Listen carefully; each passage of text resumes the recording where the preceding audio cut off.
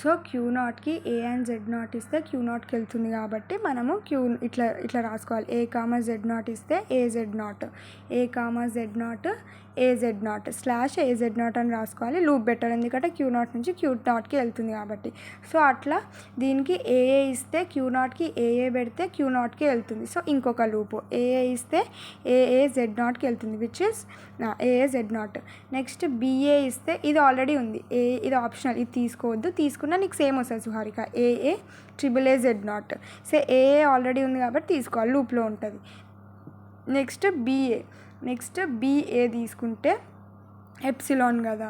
So BA అనేది queue నాట్కి BA పెడితే epsilon Q1 వస్తుంది. క్యూ నాట్కి బిఏ ఈడ ఎప్సిలాన్ ఉంది కాబట్టి ఎప్సిలాన్ తీసుకున్న Q1. సో అట్లా చేసి నీకు వస్తుంది. దీని తర్వాత నువ్వు ఒకటి చేయాలి సుహారికి, యాక్సెప్టెన్స్ అని ఒకటి చేయాలి.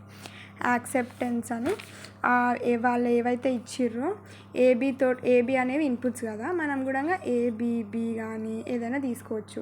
ఇక్కడ వీళ్ళు ఏం తీసుకున్నారు అంటే ఏఏబీబీ తీసుకున్నారు. ప్రతి దానికి ఇదే చేసేసి ఏబీ అనేది ఇన్పుట్స్ ఇచ్చిర్రు అంటే ఏఏబీబీ అనేది తీసుకొని యాక్సెప్టెన్స్ ట్రై చేయి. సో యాక్సెప్టెన్స్ ఎట్లా చేస్తామంటే క్యూ నాట్ కామా ఏఏబీబీ అనేది మధ్యలో పెట్టాలి, కామా జెడ్ నాట్. ఇక్కడ మూవ్ ఆపరేషన్ మనకి దీంట్లో మూవ్ ఆపరేషన్స్ ఉంటాయి, ట్యూరింగ్ మెషిన్లో కూడా మూవ్ ఆపరేషన్స్ ఉంటాయి. ఇక్కడ క్యూ నాట్ కామా ఏబీబీ ఎందుకు తీసుకుంటున్నా అంటే ఈ ఏ అనేది ఇక్కడికి పంపిస్తున్నా. సో ఇగో ఏబీబీ ఇక్కడ 3A ఉంటాయి, ఈ ఏ అనేది ఇక్కడికి వస్తుంది ఏజెడ్ నాట్. తర్వాత మళ్ళీ దీనికి నేను వేరే చేసాను, మళ్ళీ q not ABB comma AZ not. ఇప్పుడు ఏం చేస్తా, నేను ఇది కట్ చేస్తా, అందుకే ఇక్కడ బీబీ వచ్చింది.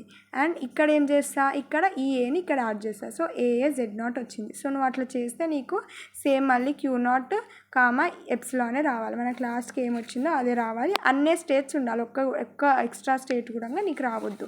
అంటే Q3 అనేది రావద్దు, ఎందుకంటే అక్కడ Q2 తోటే ఎండ్ అవుతుంది కాబట్టి. ఓకేనా, ఇది ఒక ఎగ్జాంపుల్.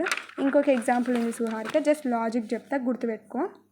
A⁴n B⁴2n కదా సుహారిక. దీనికి లాజిక్ వచ్చేసి ఇగో 2A's ఉన్నాయి, 4B's ఉన్నాయి. ఓకే, సో ఇవి తక్కువ ఉన్నాయి, ఇవి ఎక్కువ ఉన్నాయి. సో అప్పుడు ఏం చేయాలంటే ఏ వచ్చినప్పుడు నార్మల్గా ఏ వచ్చినప్పుడు పుష్ 2A's. ఒకవేళ ఏ వచ్చినప్పుడు పుష్ 2A's అంటే ఇది చిన్న ఉన్నాయి, ఇవి పెద్ద ఉన్నాయి, అంటే 4, ఇక్కడ 2A ఉన్నాయి. సో ఒకవేళ ఏ అనేది మనము ఇన్పుట్ స్ట్రింగ్ తీసుకున్నాము అంటే 2A'ని పుష్ చేసేసి, అంటే ఇది ఏని తీసుకున్నా నేను, ఇగో ఏని తీసుకుంటే ఇక్కడికి నేను ఎంత పుష్ చేయాలి, నార్మల్గా అయితే ఏనే తీసుకోవాలి ఇక్కడ.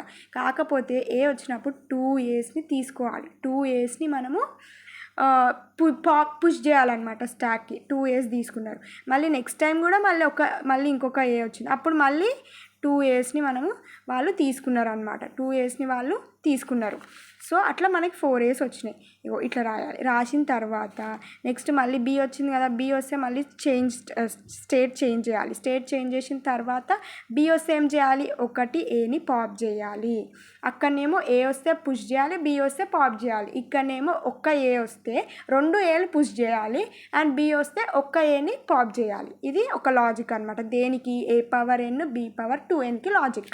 నెక్స్ట్ లాజిక్ వచ్చేసి అదేమో A⁴n B⁴2n, ఇదేమో A⁴2n B⁴n అనమాట. దీనికి డిఫరెంట్ లాజిక్ ఉంటుంది మళ్ళీ. ఓకేనా, ఇక్కడనేమో 4A's ఉంటాయి, 2B's ఉంటాయి. అప్పుడు ఏం చేస్తాం మనము, push first A on to the stock.